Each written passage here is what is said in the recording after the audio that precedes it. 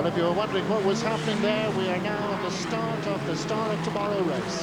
And that was because we were joining in on this exciting wrap around the world situation with WNET Television USA, watched by 50 million people worldwide in 10 countries and 3 continents. Meanwhile, we go back to the motor racing here at Mondello. And a fairly clean start, I'm glad to say, for this most competitive formula in the world. And it is Bill Griffin who's made the most of that opportunity and leads at the moment from Hector Lester, Donald Griffin, and then the pole position man, Neil Cheshire. Alongside me, Brian Chute.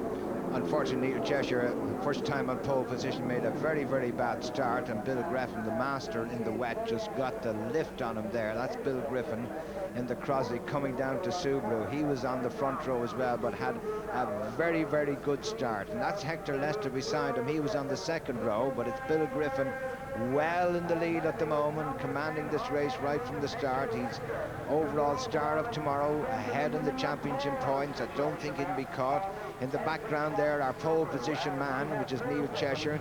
That's the third place man. That's Donald Griffin, no relation of Bill Griffin in the Balco 32F. So it's 2 Griffins in the first 3, with Hector Lester being the sandwich.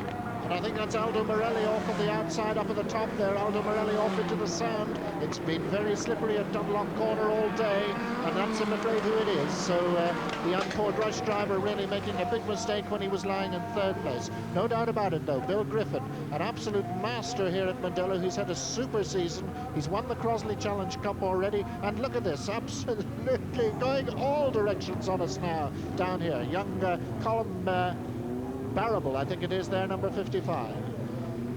Yes, Bill Griffin there, and up into second place now is Donald Griffin. He's got by, in all that hassle that was going on there, he got by Hector Lester. So with Donald Griffin up into second place, now chasing after Bill Griffin. And it was between these two all season for the Star of Tomorrow champion. And this is part of the Ford of Ireland Championship for the overall leader and the overall winner.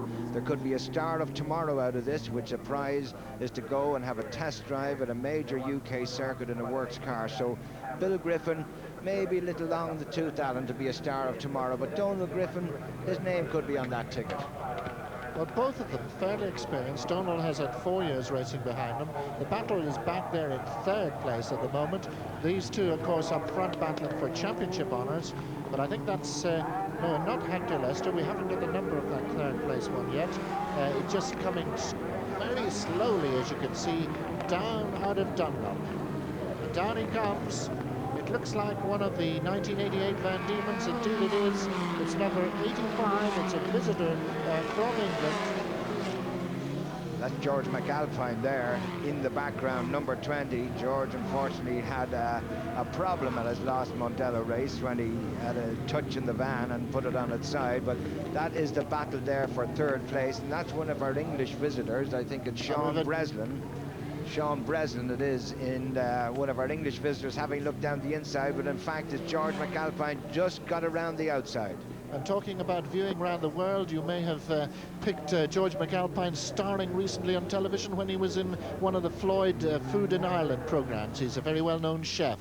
But this, we're back amongst the leaders again. And it's got a little bit closer between the two Crosleys. The 40F here of Bill Griffin and the 32F of Donald Griffin. Incidentally, they're no relation at all, these two gentlemen. One is from Limerick, the 2nd place man there in the Balco car. There's Donald Griffin, 4th years of racing, beautifully rebuilt Crosley 32F. A lot of hard work over the winter went into that, and he's being driven very nicely indeed too. George McAlpine now up into 3rd place, number 20, in a more wine bar sponsored car, and he's pulling away ahead of number 65, Sean Breslin from London, but obviously with Irish origins.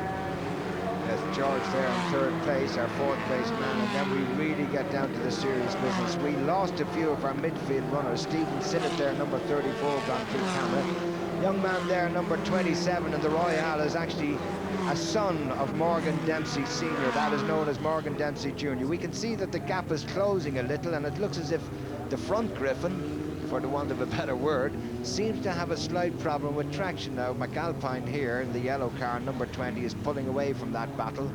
In the background you have Sean Breslin and Stephen Sinnott making inroads on him. This is our race leader. This is Bill Griffin as he comes down to Subaru, turns in second gear. Little bit of side on, that's Balco. The gap is closing all right. See the gap all the way back to third, and that's one of the ones that got caught up in that telecom. I think that was Hector Lester who had been a front runner. So Hector Lester obviously pulled off, he's out of the race. But there is the third place Crosley, back amongst the two leaders again, the two Griffins. And how appropriate that this race should be. Wrap around the world, and Donald Griffin understeered off right into the sand. Will he get out of it? He's got to keep her going. And he did well to get out of that. He's lost his rear body section. I don't know where that happened. But Donald Griffin, and that surely means that the Star of Tomorrow Championship is much more likely now to go to this man. You can see we've had a little shower of rain in the first 2 laps. You can see the spray coming up from the wheels, so they're starting to get more and more understeer. And you can see that time that Donald Griffin was just a passenger. You can see that spray beginning to come off the wheels. It's raining, so that it'll get slippier and slippier. Now there we go. Everybody getting the pussy, but Stephen Sinnott, number 34, in 4th place at the moment. He wants to get into 3rd place, and he will move up if he can do anything about it from Sean Breslin. That is the green and white car. That there, George McAlpine, he's in a happy 3rd place. And how appropriate that this race should be the wrap around the world race, because from this circuit and in these type of cars have come so many talents from Ireland. Battle there for 4th place, 34 there, Sinnott, and the battle really going. Aldo Morelli there in the white car, who had a spin earlier on. This is our 3rd place man, George McAlpine. That is our leader, Bill Griffin, now with a very good lead, thanks to Donald putting it off in the sand. But again, 10 out of 10 for getting out of the sand plum. I haven't seen anybody do that recently. Oh, very, very wide there, Bill Griffin. It must be very, very slippy up there at Dunlop. Well, let's bring in some of the big names. I think the last one I saw do that successfully was Ayrton Senna at Monza last year. And of course, he's a former winner here at Mondello Park. The Balco car seems to be seesawing a little bit across the grid there. The handling doesn't seem to be just as perfect as it should be, compared with McAlpine's very similar car there, who's very steady down the straight that time. Then we have Breslin, I should say, in 4th place in that very attractively turned out 1988 Van Diemen. We're just looking at number 44 going through our picture there. That's Peter Baxter. There's our race leader. No, that's our 2nd place man. 2nd place man, that is Donald Griffin, really trying hard now. We're back at Telecom Corner for the battle. I think it is for 5th place. Aldo Morelli has just gone through. He had a spin earlier on. That's Kevin Keenan. So the battle at the moment coming down into Budweiser, and this gaggle are really having a trash. And as you can see from the spray that the rain is coming down and conditions will get more and more treacherous. There's the, just going through a picture there, was the Budweiser Race to America competition runner-up. We're back with this interesting entry here of Sean Breslin, 39-year-old from London, the former Renault 5 racer, and under great pressure now. There's our 2nd place man, number 93, Donald Griffin. He's from Shannon, air traffic controller. And there's our leader, and that's Bill Griffin, 31-year-old in the garage trade here in Dublin, and a very successful young driver indeed. This is the battle for 4th place, and you can see there the red car of Aldo Morelli really climbing all over the back. 27-year-old, the 27 there, the 17-year-old Morgan Dempsey Jr. in his 2nd race here at Mondello, and his 1st race. Morelli in the background there, really trying to get into the spray. He'll have a look down the inside. Breslin hasn't been here racing for a long time, but Morelli really got the nose under his bumper. And this is our 2nd place man. This is Donald Griffin in the Balco car. He is trying to gain back all the ground he lost that sand. As indeed is Aldo Morelli, who also has had a spin in this race. Donald Griffin then, 93, just going out of the picture. You'll notice that the normally very distinctive rear bodywork on the Crosley 32F missing, so it's usually got a fairly sort of towering bodywork behind it.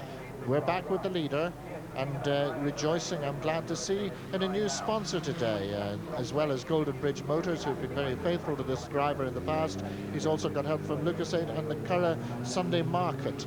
So down he comes, using virtually all the road there as he comes down out of Dunlop. He's coming up now, having completed his 7th lap of this 10-lap race. Donald Griffin crawling round that treacherous surface up there at Dunlop, coming down probably very dejected. His championship clothes have gone.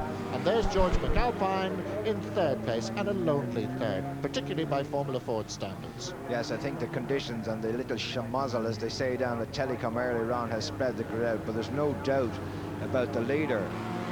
This is young Griffin. Young Griffin, he'd be happy I said that. It's Bill Griffin, the older of the two Griffins out there racing, and he has settled down now. Here is the battle for fourth place. That's Stephen Sinnott. Aldo Morelli has lost his nose cone there. He was pushing Sean Breslin. It looks as if we've lost Breslin, but Sinnott and Morelli really pushing each other. We saw a car off on the grass there. That could have... No, there's Breslin now. He's been demoted down to 6th. So the battle here is Sinnott. Morelli on the outside. Lost his nose cones in that touch with Breslin. He's going to close the door coming down, but Sinnott won't have it. This is a hairy manoeuvre in conditions like this. Aldo, a man good in the wet, can tippy-toe around. He'd gone in very late in the brakes there, but Sinnott didn't gain on him much, and now he's pulling up. And there's a race leader. Bill Griffin in the Crosley 40F. At the moment, looks as if he has it all his own way, but many times in motor racing, if you say it looks as if you have it all your own way, many things can happen before the flag. What a season this has been for this young man. He really has learnt the trade that so many of his family have learnt before. His brother Dave Griffin, a former Crosley Challenge Cup winner. And here's the battle now for fourth place. Aldo Morelli, noseless in the Van Diemen, then Stephen Sinnott, who's off to Australia, I think, or is it Spain soon. There's Neil Cheshire, incidentally, number 41, climbing back up the field after his mistake. And a nice shot there of a very rare car, Kevin Keegan in the old Royale, I think it is.